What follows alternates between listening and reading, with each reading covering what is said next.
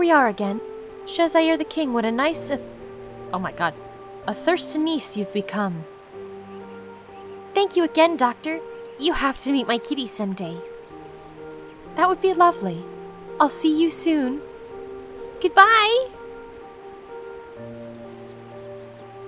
Alright, hold on a minute. Let me get a good look. From, Starbound. The, oh god, what are they called? Oh, the Florin. They're called the Florin. Actually, I think there's a Florin model that has hair almost exactly like this, too. That's funny. Alright, let's go back down. You fluffy kitty. Ah, do you like that? Here I am. Fran, my dear, you've got leaves on your head. How pretty. My cat is pressed right up against between me and the keyboard, and I really hope she doesn't roll on it, because if she does, this video is going to stop recording. But I can't put the keyboard anywhere else. Hi. I wish I could show her to you. She is being a nuisance. Maybe someday when I have a good video camera, I'll just have it trained on the cat the whole time. And you can watch the kitty in your internet video instead of watching an video about kitties, which probably is more interesting than this. But anyway. Oh, let me see you. What a great Athirstanese you've become. Thank you, King Sir. The doctor is incredible. He made magic with the water. But he was sad. He told me many things, but I didn't quite understand. Don't worry. Palantras will be fine. I know the reasons. We have some problems to solve, but that's nothing you should worry about. Let's talk about how you can get back home, right? Yes, please. You said something about a great wizard? Yes, the great wizard is the only one who is able to bring your human body back. And he has the stones that can open the door that will lead you home. Where is the wizard? What stones? This land is full of things I don't understand. You haven't even gone outside this castle and you already want to know everything. This is the passion I was talking about. Have patience, Fran. The great wizard lives in the great mountain Kotrim. But we haven't seen him for a while now. Find him, and everything will be just fine. Why haven't you tried to find the great wizard yourself? Well, we don't need to. It's very logical. You see, we don't need a wizard to perform magic or prepare potions. We can do that ourselves. The wizard's most valuable task is to protect the stones that open the door. I see. So the stones are like keys, and where's this mountain you said? This is such fairy tale logic. It's like, why haven't you tried to look for the missing wizard? Well, we don't need a wizard, and so we don't look for him. Oh. You'll have to ask around. Follow the signs. I have to go now. But I'll be back in time to help you with the door. Have a great Ithirsta day, and good luck finding the great wizard. Hes Palantras. Fuck doors! Wow, did you see that huge fluffy creature, kitty? That's Palantras. He fixed me. Yes, it's certainly very fluffy. Oh, I forgot. Here's your purse. Ah, yay! Oh, thank you, kitty. Did you see my pills anywhere? I don't think so. Maybe they're on the other side of the lake, next to your clothes. Oh yeah, I'm naked. Oh, well, we have other things to do anyways. We have to find the wizard. Yes, the king said something about a mountain, too. Yes, Mountain Kotrim. The great wizard lives there. Let's go.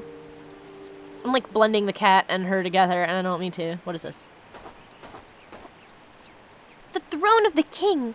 I wonder if it's comfortable. I wonder why kings are always sitting. Maybe that's the only truth. To be a king, you must be seated. Well, that might be true, because according to the Bible in heaven, only God's allowed to sit. There's a shortage of chairs. Can I look at these strawberries? No? Okay. No comment on the strawberries.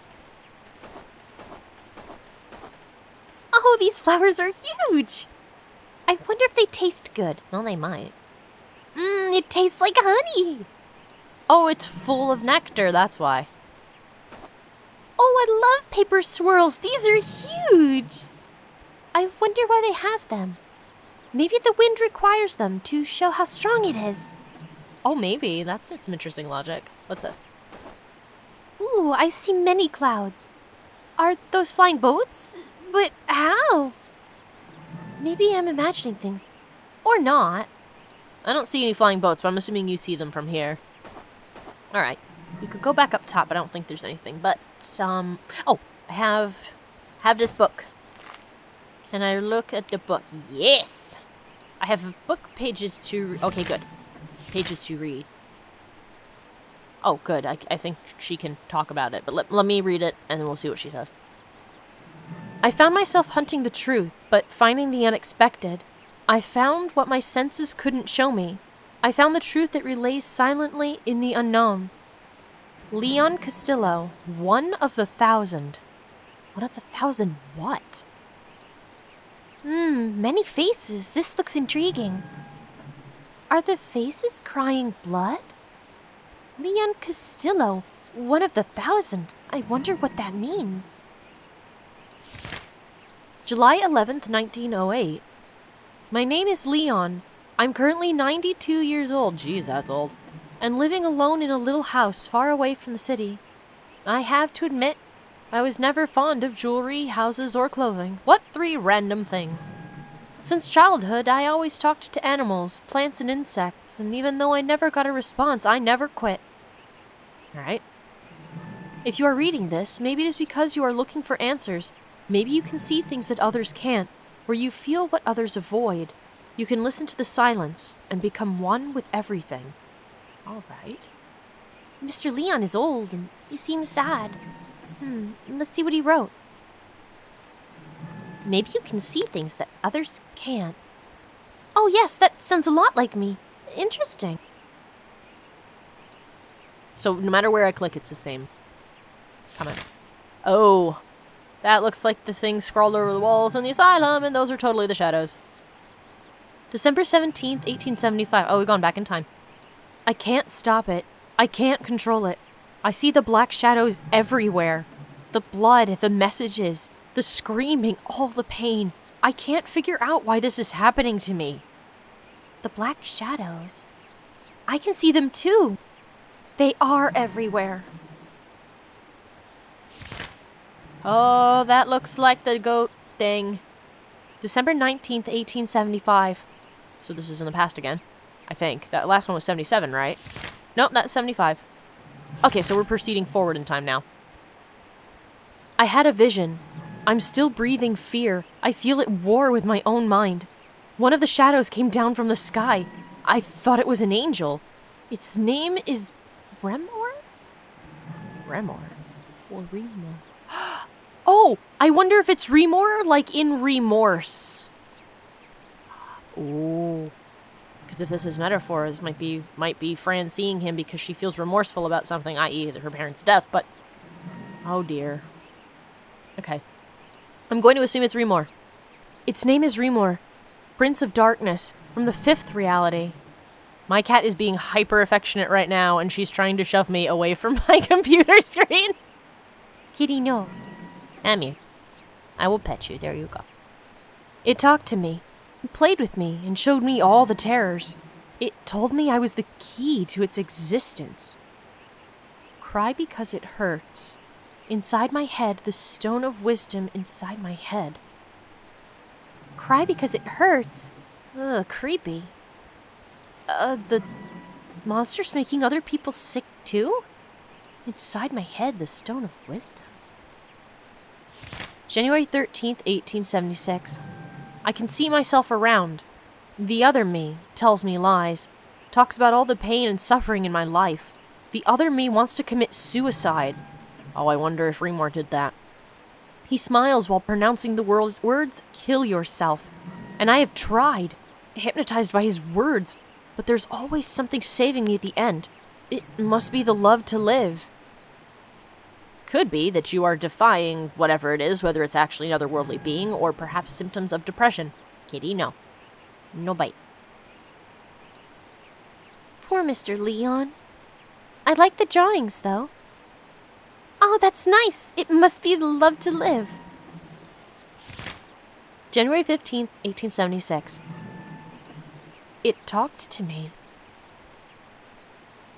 Kamala. Oh. The race is called the Kamalas. They hunt weakness and pain. I asked it about the possession of human bodies, and it said, quote, "We are born and feed from fear and the uncontrolled illness of human mind. We are invisible to them, but our existence grabs every single living cell of the body until the end." After that, it started raining, and it walked away from me, leaving an oily path after it. I believe water may purify them. Actually, that's very common in mythology and religion, that water will purify things that are corrupt or evil or whatever. Oh, hold on. I think I have an idea. Hold on. Wait. Follow me on this.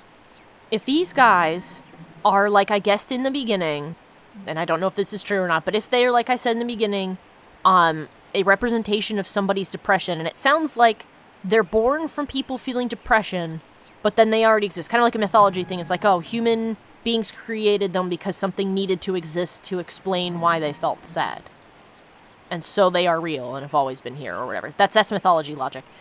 I wonder if this rain, because they do look like teardrops, obviously, I wonder if that actually does mean tears, because if this is a representation of people's depression and sadness, the only thing that, the body's response to try and make that go away is to cry.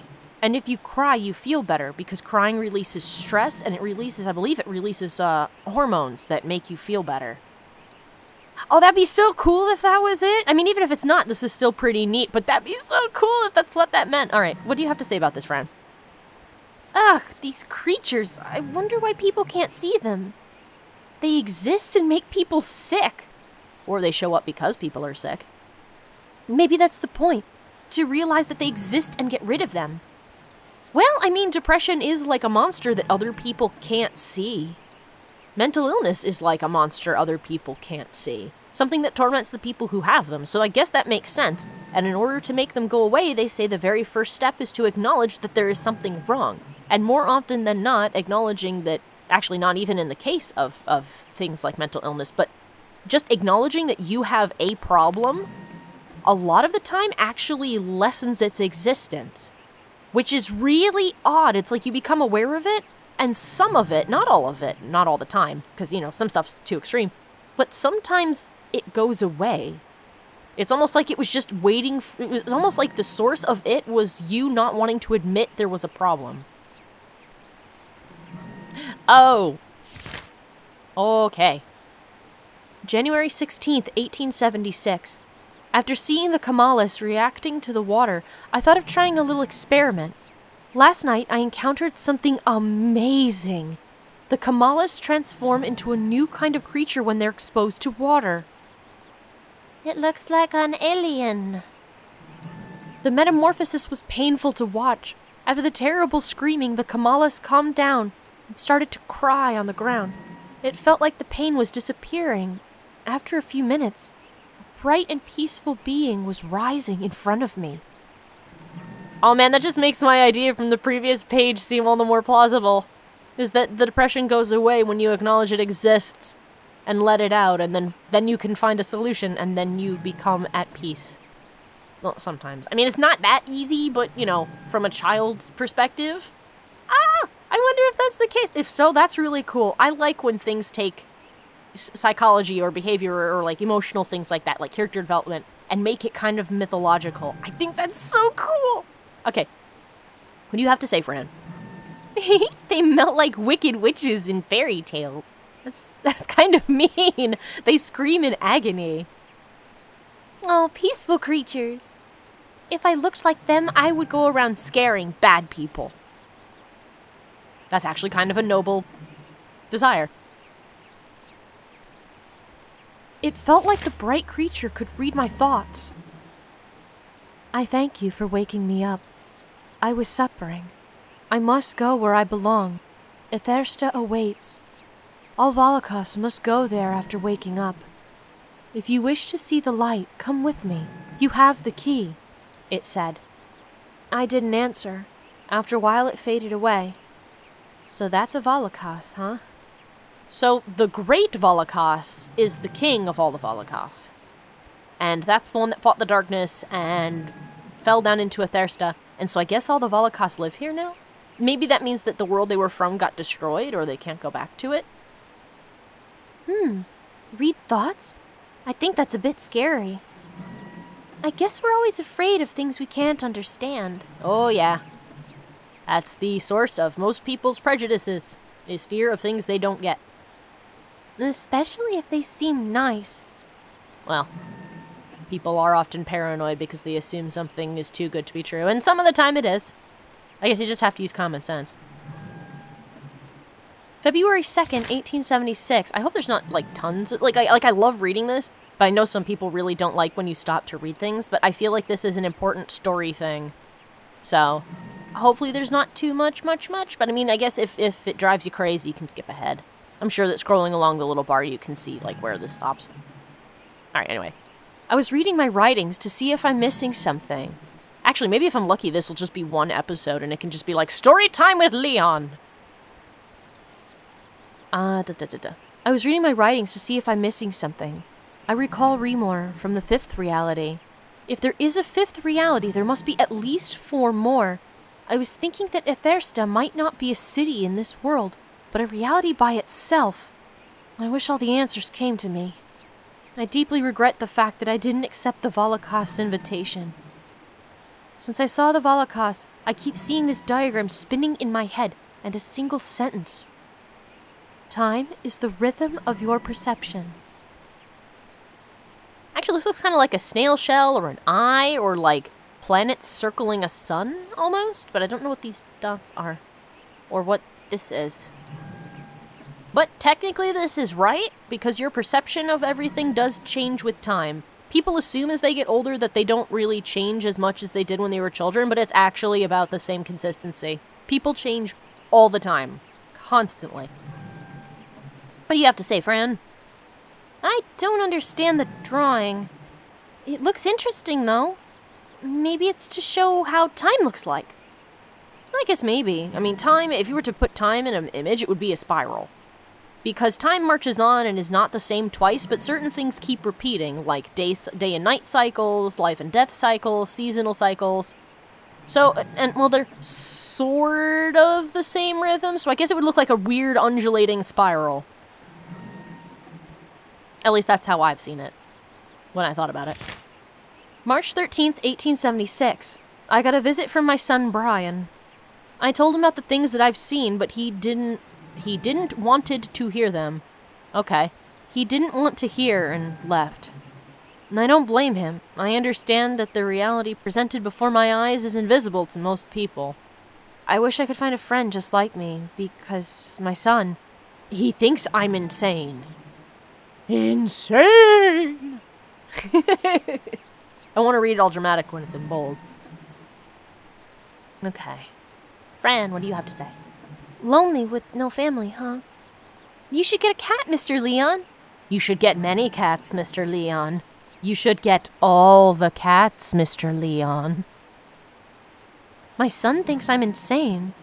You're not, I can tell. Okay, that would be all. July 25th, 1876. My body and mind are beginning to understand the pattern. Life becomes quite easy to control when you cut all social laws and only apply our reality laws. Well, that's a little bit dangerous, because that could be being a... Oh my god, was it? Sociopathy. You could become a sociopath.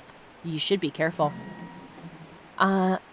Because they are not only laws, but also behaviors. Well, yes, but some of them are not acceptable. Like the fear impulse to throw rocks at things. You should not throw rocks at people if you are afraid of them, unless they're trying to hurt you. In that case, just go throw all the rocks and run. Chemical behaviors, natural laws. Well, that would mean that you would think... That's kind of dangerous thinking. I mean, conforming completely to social laws is also dangerous too, because the social laws are wrong. You have to balance the two of them, because some of your base impulses are not acceptable at all. this person made me mad. I want to hurt them. That's not acceptable.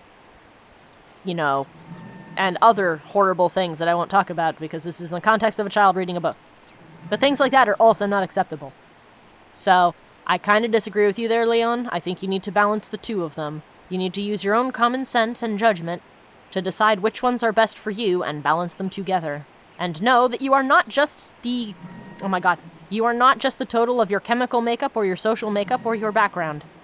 You technically are all those things, but you can pick and choose the behaviors that you want to follow. So if you're doing something bad, don't just sit there going, oh, I can't help it. It's my nature. I was raised to be this way. Shut the fuck up. You can change. If you think it's wrong and you know it's wrong, stop it. Selfish gits. Anyway, rant over. Sorry. Without those behaviors, without those laws, we wouldn't exist. This is true. Sometimes I wish to be a leaf laying on the ground, calm while dying. That sounds a little crazy, Leon. I don't know that you should want to be dying. I mean, being a leaf might be fun. I don't know. I've never been a leaf. But I think that laying on the ground dying probably isn't a great experience. I think I have to study some chemistry to understand what he means. It can be fun to understand how we're built and such. Oh, he seems sad. That's sad. I think that he's depressed. Hey everyone, thanks for watching. If you enjoyed the video and you want to help my channel grow, why not like the video? Or share it with your friends. If you want to see more, why not subscribe? Or enjoy one of the annotated videos. Thanks a bunch, you guys. I couldn't do it without you.